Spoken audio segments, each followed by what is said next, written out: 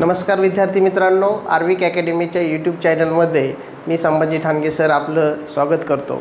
तर विद्यार्थी मित्रांनो, आजच्या सेशनमध्ये आपण पाहणार आहोत स्कॉलरशिप परीक्षा मार्गदर्शनमध्ये विषय मराठी आणि त्यातील एक महत्त्वाचा टॉपिक की ज्या प्रत्येक वर्षी त्याच्यावर एक किंवा दोन प्रश्न हमखास येत असतात। तर तो टॉपिक जो आहे तो आहे लेखक, कवी व साहित्य। त्यांचे साहित्य काय आहे, त्यांचे टोपण नाव काय आहे, कवींचे किंवा लेखकांचे, कोणत्या नावाने ते लेखन करतात। त्याचप्रकारे काही महत्त्वाचे आलेले प्रश्नही आपण ह्या व्हिडिओमध्ये पाहणार आहोत की जे अत्यंत महत्त्वाचे आहे आणि जे आलेले आहेत, पूर्वी विचारण्यात आलेले आहेत। तर सर्व व्हिडिओ तुम्ही पाहायचा आहे म्हणजे तुम्हाला सगळी इन्फॉर्मेटिव्ह माहिती जी आहे महत्त्वाची ती तुम्हाला भेटून जाईल आणि तुमची अर्थात सर्व तयारी बऱ्यापैकी होईल। त्या संदर्भात अजून एक महत्त्वाचं की तुम्हाला अजूनही काही कोणते पुस्तक किंवा कोणते जे नवीन साहित्य आहे ते कुठे मिळेल किंवा कोणतं तुम्हाला रेफरन्स वापरायचे ते पण मी सांगेल। तर चला तर चालू करूया आजचा व्हिडिओ।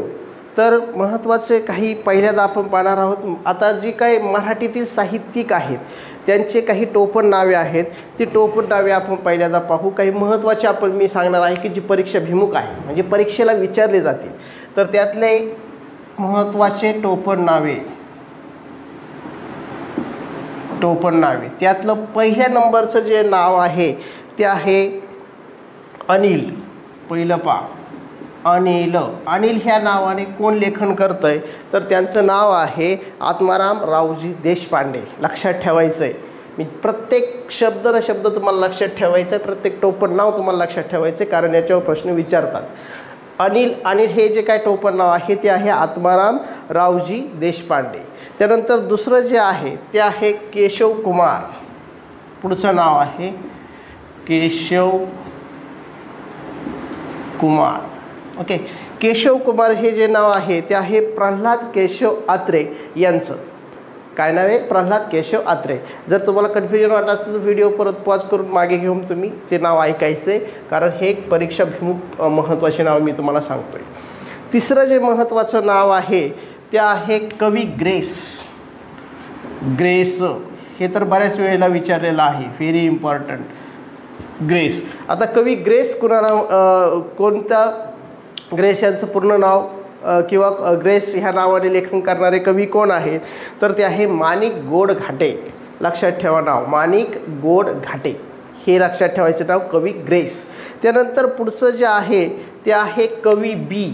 अजून पुढचं आपण घेऊया कवी बी या नावाने कोण लेखन करतंय तर कवी बी म्हणजेच नारायण मुरलीधर गुप्ते।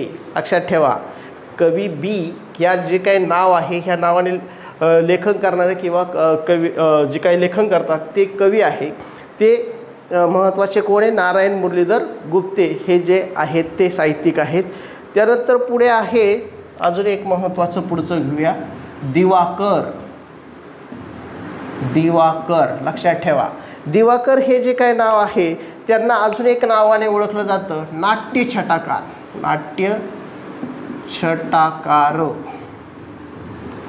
नाट्यछटाकार। हे पण नाव अत्यंत महत्त्वाचं, हे लक्षात ठेवायचं आहे तुम्हाला। नाट्यछटाकार म्हणजेच दिवाकर म्हणजे कोण तर त्यांचं नाव आहे शंकर काशीनाथ गर्गे। लक्षात ठेवा, शंकर काशीनाथ गर्गे उर्फ दिवाकर किंवा त्यांना नाट्यछटाकारसुद्धा म्हटलं जातं। अजून एक महत्त्वाचं पुढे आपण घेऊया विंदा करंदीकर। हे एक नाव तुम्हाला लक्षात ठेवायचं आहे काय? विंदा करंदीकर। आता ही विंदा करंदीकर जे आहे त्यांना ज्ञानपीठ पुरस्कार भेटलेला आहे। महाराष्ट्रीयन साहित्यिक आहे म्हणून त्यांच्यावर प्रश्न विचारण्याची दाट शक्यता आहे, हे लक्षात ठेवा। ज्ञानपीठ पुरस्कार भेटलेला आहे त्यांना आणि अजूनही काही साहित्यिकांना भेटलेला आहे, वि स खांडेकर असतील, ठीक आहे, तर त्यांना पण भेटलेला आहे किंवा कुसुमाग्रज यांना भेटलेले आहेत। तर हे यांच्यावर जास्त फोकस करायचं आहे तुम्हाला म्हणजे ते प्रश्न विचारतात बऱ्याच वेळा। आता विंदा करंदीकर जे आहेत ते विंदा करंदीकर यांचं पूर्ण नाव आहे की जे काही नाव आहे ते लक्षात ठेवायचं आहे तुम्हाला। विंदा करंदीकर गोविंद विनायक करंदीकर। लक्षात ठेवा, गोविंद विनायक करंदीकर हे नाव लक्षात ठेवायचं म्हणजेच विंदा करंदीकर। अजून पुढे जाऊया संत रामदास। हे तुम्हाला माहीत पाहिजे, हे एक नाव संत रामदास। आता संत रामदास जे आहेत ते संत रामदासांचं पूर्ण नाव काय? नारायण सूर्याजी पंत ठोसर. नारायण सूर्याजी पंत ठोसर हे पण विचारलं जाण्याची शक्यता दाट आहे, संत रामदासांचं नाव. ओके, पुढे अजून पुढे गेलं तर आपल्याला सगळ्यात फेमस नाव जे आहे किंवा जे प्रसिद्ध नाव आहे महाराष्ट्राच्या साहित्यातलं, कुसुमाग्रज. कुसुमाग्रज लक्षात ठेवा, हे कुसुमाग्रज. आता हे कुसुमाग्रज जे आहे ते कुणाचं नाव आहे? कुसुमाग्रज म्हणजे विष्णू वामन शिरवाडकर, साहित्यातले अतिशय प्रसिद्ध लेखक साहित्यिक आहे. तर कुसुमाग्रज म्हणजेच तुमचे कुसुमाग्रज म्हणजे विष्णू वामन शिरवाडकर, लक्षात ठेवा. त्यांचं साहित्य कोणते ते पुढे पाहणार आहे, अत्यंत महत्त्वाचे साहित्यिक. त्यानंतर अजून पुढे जर आपण गेलो तर राम गणेश गडकरी. आता हे तोंडी सांगतो मी, राम गणेश गडकरी हे 2 नावांसाठी प्रसिद्ध आहे. जर त्यांचं लेखन हे कवितेसाठी असेल, असं जर दिलं असेल ब्रॅकेटमध्ये तुम्हाला कवितेसाठी, तर त्यावेळेस त्यांचं नाव हे गोविंदाग्रज म्हणून ते लिखाण लिहित असत जर कवितेसाठी. आणि जर त्यांनी विनोदी लेखन केलं असेल राम गणेश गडकरींनी, आहेत त्यांची विनोदी काही नाटकं आहेत किंवा काही साहित्य आहे, ते जर केलं असेल तर ते आहे बाळकराम ह्या नावाने. मग लक्षात ठेवा, बाळकराम जेव्हा विचारतील तेव्हा विनोदी साहित्यिक किंवा विनोदी लेखक म्हणून आहे. आणि तुमचे जेव्हा गोविंदाग्रज म्हणून विचारतील तेव्हा ते एक कवितांसाठी प्रसिद्ध आहेत, राम गणेश गडकरी, नाव एकच आहे. अजून एक पुढे गेलो तर अजून एक महत्त्वाचं आहे बालकवी. हे एक लक्षात ठेवा, बालकवी काय विचारलं जातं? बालकवी.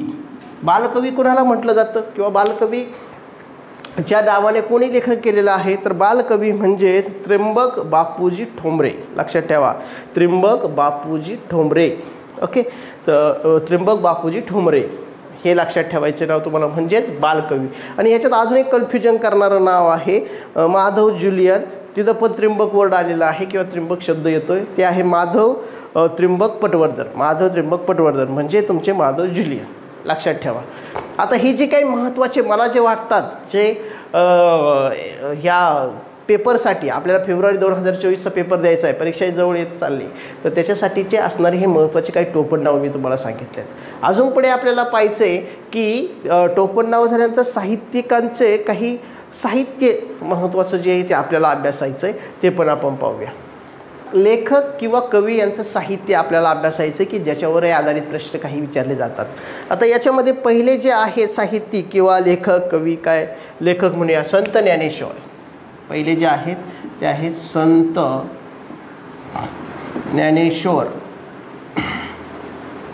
आता संत ज्ञानेश्वरांचं आपल्याला माहिती आहे साहित्य सर्वात महत्त्वाचं प्रसिद्ध ज्ञानेश्वरी, आणि दुसरं भावार्थ दीपिका, त्यालाच त्याचा अनुवाद किंवा त्याला आपण म्हणूया सिंपल भाषेत सांगितलेले तत्व, ते भावार्थ दीपिका म्हणून ओळखलं जातं. तर भावार्थ दीपिका हे लक्षात ठेवा संत ज्ञानेश्वरांचं.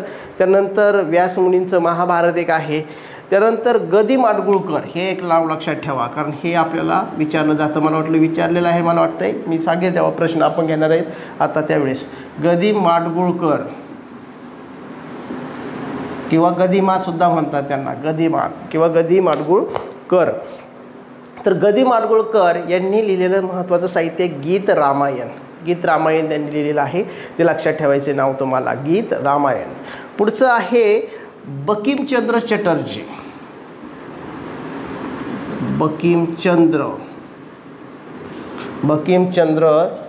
चटर्जी किंवा चटर्जी असं आहे, बंगाली लेखक आहे ते बंकिमचंद्र चटर्जी. तर यांनी काय लिहिलेलं आहे, एक महत्त्वाची कादंबरी लिहिलेली आहे आनंदमठ. हे नाव लक्षात ठेवायचं आहे, आनंदमठ, की ज्याच्यातलं वंदे मातरम हे आपलं गीत जे आहे ते त्याच्यातूनच घेतलेलं आहे, बंकिमचंद्र चटर्जी यांच्या आनंदमठमधून. ठीक आहे. गदी माडगुळकर यांचं महत्त्वाचं साहित्य गीत रामायण आणि संत ज्ञानेश्वरांचं भावार्थ दीपिका किंवा ज्ञानेश्वरी. ठीक आहे. अजून एक पुढचं महत्त्वाचं तुम्हाला लक्षात ठेवायचं आहे ते म्हणजे विनोबा भावे. हे एक नाव लक्षात ठेवा, 4 नंबरचं मी सांगतोय, विनोबा भावे. विनोबा भावे. आता विनोबा भावेंचं एक महत्त्वाचं साहित्य आहे ते आहे गीताई. गीताई हे जे पुस्तक आहे ते त्यांनी लिहिलेलं आहे, गीताई सगळ्यात महत्त्वाचं पुस्तक आहे ते.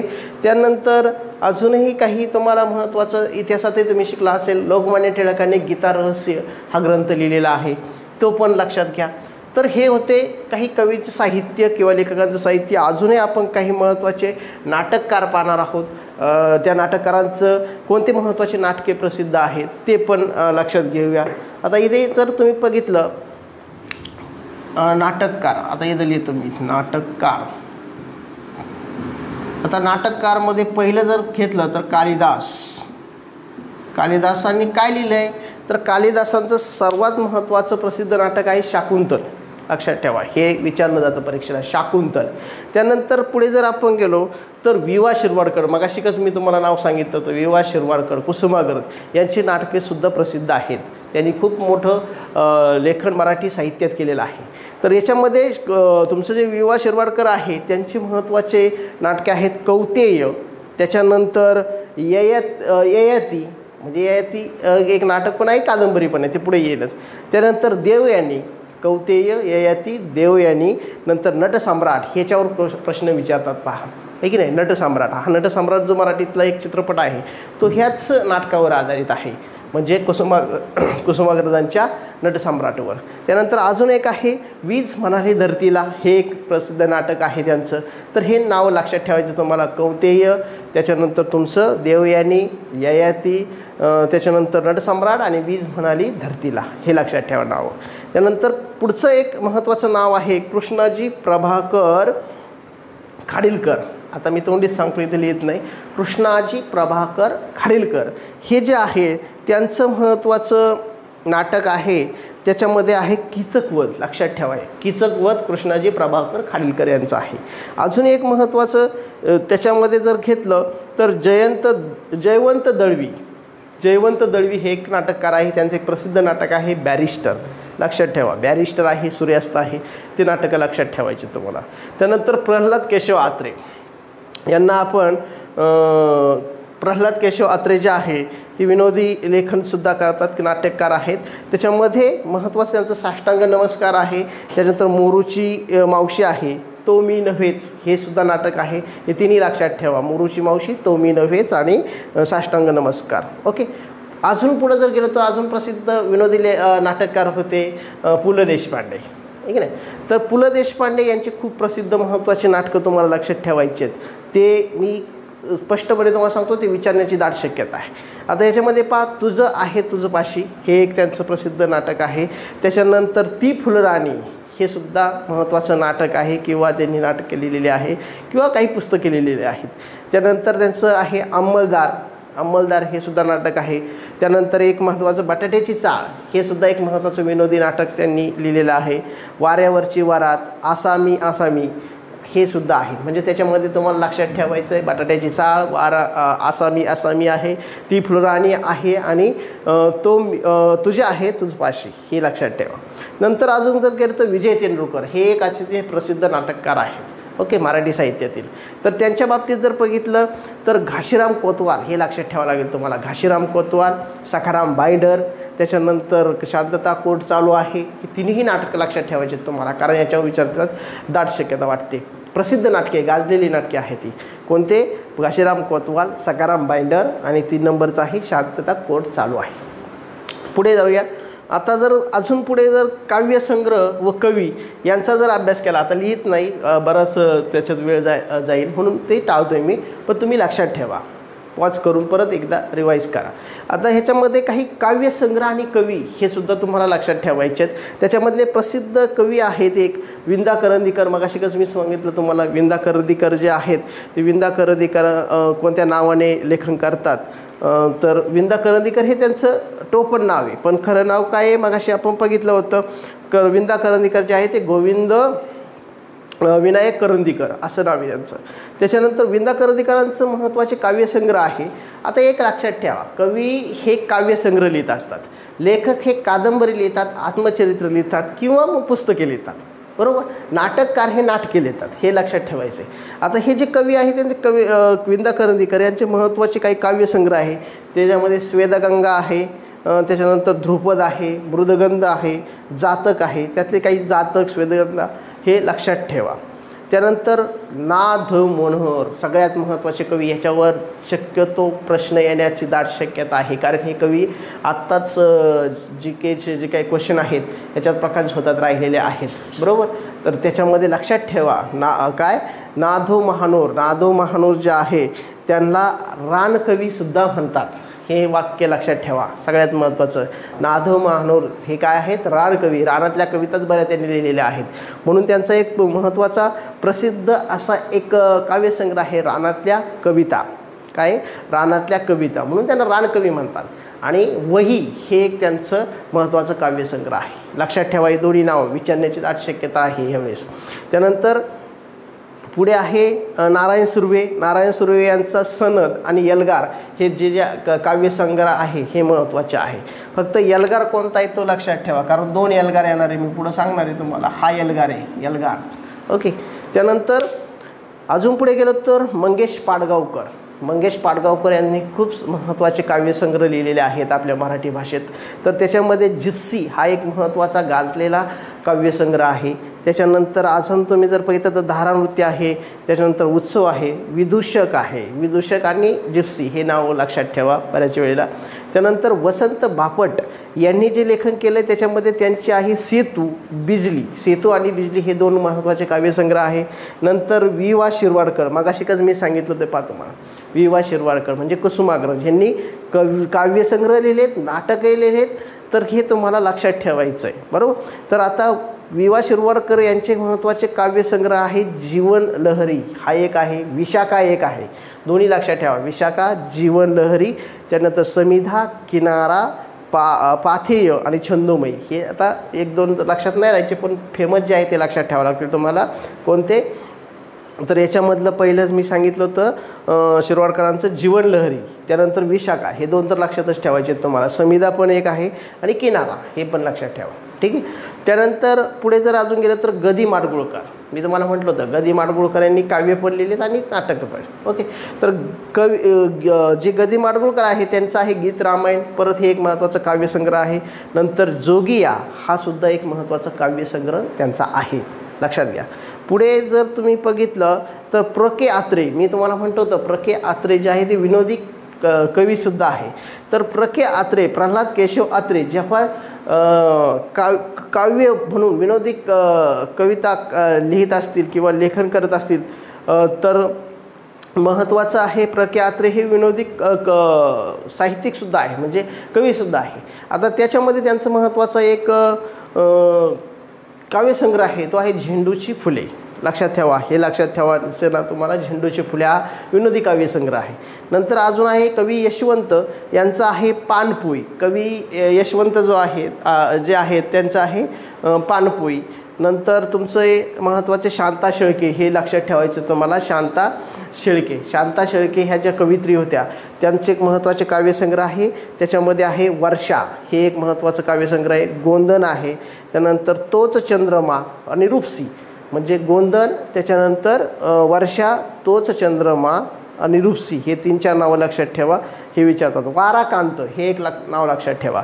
वाराकांत यांच्या बाबतीत जर बघितलं तर अग्निपथ हे त्यांचं काव्यसंग्रह लक्षात ठेवा, वाराकांत यांचा. आणि सुरेश भट हे एक नाव लक्षात ठेवा. यांचा 3-4 कविता संग्रह आहे. रंग माझा वेगळा, एल्गार आणि झंझावात. तुम्हाला मी मगाशी म्हटलं होतं हा एल्गार वेगळा आहे आणि हा एल्गार वेगळा. हा एल्गार जो आहे तो कोणाचा होता, कवी आपण सांगितलं होतं काय, सुर्वे, नारायण सुर्वे यांचा होता. आणि हा एल्गार जो आहे तो आहे सुरेश भट यांचा.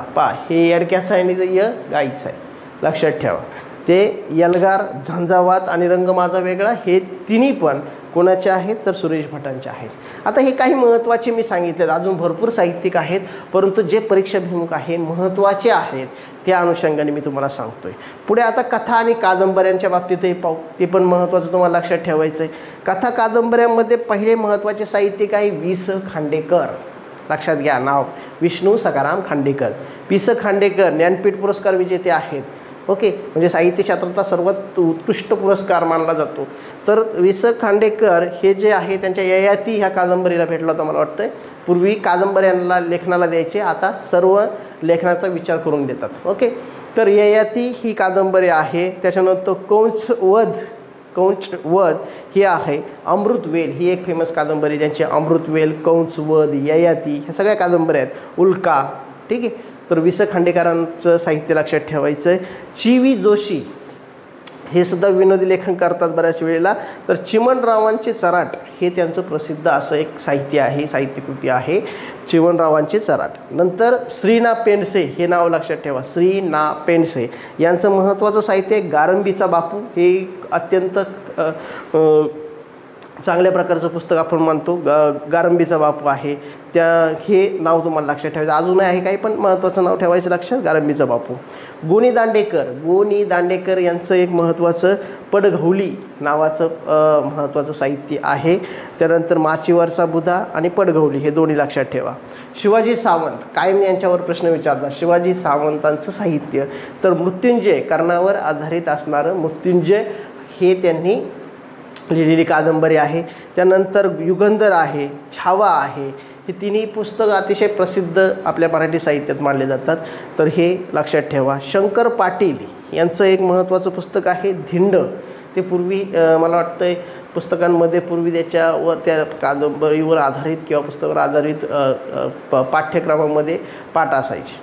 त्यानंतर अजून एक आहे विश्राम बेडेकर यांचं एक नाव लक्षात ठेवा. तुम्हाला हे एक लक्षातच ठेवावं लागणार आहे. विश्राम बेडेकर यांचं एक महत्त्वाचं पुस्तक आहे एक झाड दोन पक्षी. मला वाटतं ते आत्मचरित्र आहे, पुढे येईनच ते त्यांचं. तर विश्राम बेडेकरांचं एक झाड दोन पक्षी हे लक्षात ठेवायचं तुम्हाला. दया पवार हे जे साहित्यिक आहे यांचं बलूत नावाचं एक आत्मचरित्रपरच पुस्तक आहे. ओके, बलूत. त्यानंतर पुढे आहे नासी फडकेंचं आहे दौलत हे एक पुस्तक लक्षात ठेवा. दौलत, नासी फडके.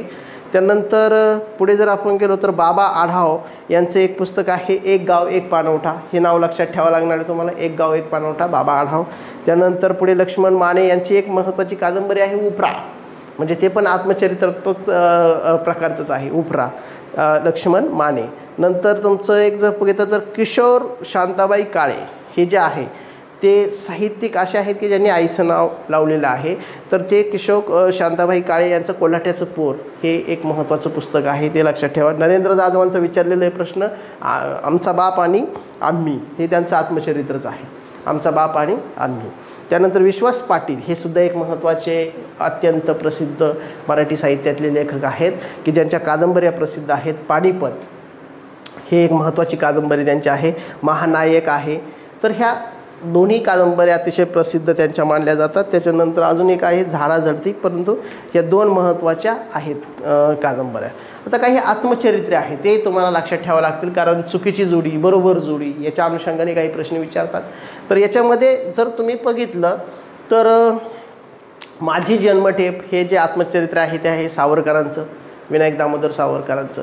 नंतर आहे मनोहर तरी हे जे आत्मचरित्र आहे ते सुनीता देशपांडे, म्हणजे पु ल देशपांडे यांच्या पत्नी सुनीता देशपांडे यांचं ते आत्मचरित्र आहे.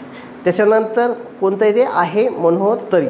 त्याच्यानंतर एक झाड एक पक्षी, एक झाड दोन पक्षी, एक पक्षी नाही एक झाड दोन पक्षी हे जे आत्मचरित्र आहे ते विश्राम बेडेकर, मगाशी मी सांगितलं होतं तुम्हाला. त्यानंतर कृष्णा काट हे प्रसिद्ध राजकीय व्यक्तिमत्व यशवंतराव चव्हाण, म्हणजे महाराष्ट्राचे पहिले मुख्यमंत्री. ओके, तर ते यशवंतराव चव्हाण साहेबांचं हे आत्मचरित्र आहे. ठीक आहे. नंतर करेचे पाणी प्र के आत्रे यांचं आत्मचरित्र आहे. नंतर श्यामची आई हे सगळ्यात प्रसिद्ध महत्त्वाचं आत्मचरित्र म्हणण्यात येईल, साने गुरुजींचं आहे. हे काही नावं तुम्हाला लक्षात ठेवा. विद्यार्थी मित्रांनो, मी सांगतोय काय की हे जे नावं सांगितले ते महत्त्वाचे सांगितलेत मी तुम्हाला, म्हणून तुम्ही हा व्हिडिओ रिपीट जरी पाहिला तरी तुमची रिव्हिजन चांगल्या प्रकारे होईल. 2 प्रश्न तुम्हाला येणार आहेत. 2 प्रश्न म्हणजे 4 मार्क्स तुमचे होतील. 8वीसाठी 2 प्रश्न विचारतात, 5वीसाठी 1 विचारतात, लक्षात घ्या. आता ह्याच्यावर आलेले काही प्रश्नांची आपण चर्चा करूया.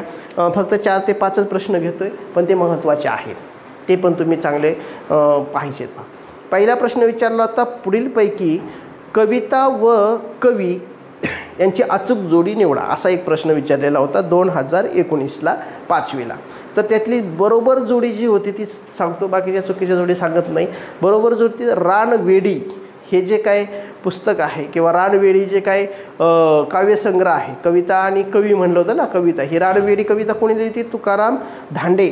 शक्यतो तुमच्याच पुस्तकातले कविता, कवी, त्यांचे काव्यसंग्रह, जे पाठ्यपरिचय किंवा कवितेचा परिचय याच्यामध्ये दिलेला असतो तोच करायचा. ते बऱ्यापैकी विचारतात. किंवा नाहीतर मग हे मी जे सांगितलं ते करायचे तुम्हाला अजूनही पण. तर रानवेळी हे काय उत्तर होतं? रानवेळी तुकाराम धांडे, तुकाराम धांडे यांची कविता होती. अजून पुढचा एक प्रश्न विचारला होता, लेख व लेखक यांची अचूक जोडी ओळखा. 2021ला 5वीला प्रश्न विचारला होता. तर त्यातली बरोबर जी अचूक जोडी होती ती कठीण समय येता हा जो काय लेख आहे तो लेख लिहिला होता मनोहर भोसले यांनी. जे मनोहर भोसले आहेत त्यांनी लिहिला होता कठीण समय येता हा लेख. तर ते अवघड प्रश्न होता, बऱ्याच जणांचा बऱ्याच अंशी चुकण्याची शक्यता दाट होती, तर तो लक्षात ठेवा. पुढचा होता, पुढीलपैकी महात्मा ज्योतिराव फुले यांची कोणती साहित्यकृती नाही? म्हणजे काही 4 पुस्तकांची नावे दिले होते आणि त्याच्यापैकी कोणती साहित्यकृती नाही. तर कोणकोणते पर्याय देते ते पण मी सांगतो या ठिकाणी. शेतकऱ्याचा आसूड, गुलाम, त्यानंतर तिसरा होता अस्पृश्यांची कैफियत आणि ब्राह्मणांचे कसब. असे 4 पुस्तकांची नावं दिली. त्यापैकी 3 पुस्तकं त्यांची होती, फक्त एक पुस्तक नव्हतं, गुलाम. ओके, गुलामच्या ऐवजी गुलामगिरी पाहिजे होतं, मग ते त्यांचं पुस्तक होतं, पण इथे गुलाम म्हणलं होतं म्हणून ते त्यांचं पुस्तक नाही. नेक्स्ट पुढचा एक प्रश्न हा विचारला होता 2017ला 8वीला विचारला होता. आता पुढचा प्रश्न आहे, टोपण नावे आणि त्यांच्यासमोर दिलेले साहित्यकास काय म्हणून ओळखले जात नाही? तर 2017ला 8वीला विचारलेला प्रश्न. तर पहिला पर्याय दिला बी, कवी बी, आणि पुढं पर्याय दिला होता नारायण मुरलीधर गुप्ते. हा तर बरोबर आहे. ओके, म्हणजे त्यांनी काय विचारलं आहे? ओळखले जात नाही, म्हणजे चुकीची जोडी कोणती थोडक्यात, बरोबर. तर बी, कवी बी, नारायण मुरलीधर गुप्ते, मगाशी काय सांगितलं मी, त्यांच्यावर विचारला. आरती प्रभू, चिंतामण त्र्यंबक खानोलकर. चिंतामण त्र्यंबक खानोलकर यांना आरती प्रभू म्हणतात, हे पण आपल्याला माहीत पाहिजे होतं.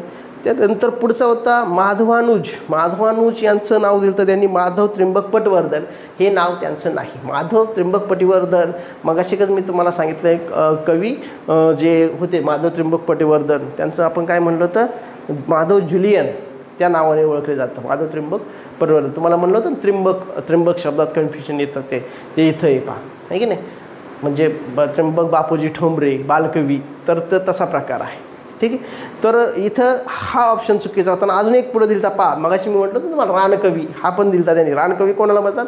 नाधो महानोर. नाधो महानोर यांना रानकवी म्हणतात, ते पण बरोबर होतं. म्हणजे ह्याच्यातला 3रा नंबरचा पर्याय चुकीचा होता, बाकीचे सगळे बरोबर होते. ठीक आहे, तर माधवानुज हा जो आहे तो चुकीचा दिला होता.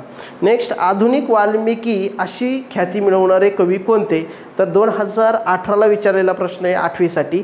तर गदिमा, म्हणजे गदी माडगूळकर यांना आधुनिक काय म्हटलं जातं? वाल्मिकी, कारण त्यांनी गीत रामायण लिहिलं, आहे की नाही, म्हणून त्यांना ओळखलं जातं आधुनिक वाल्मिकी. कारण वाल्मिकी हा जो वाल्मिकींनी काय केलं होतं? रामायण लिहिलं होतं.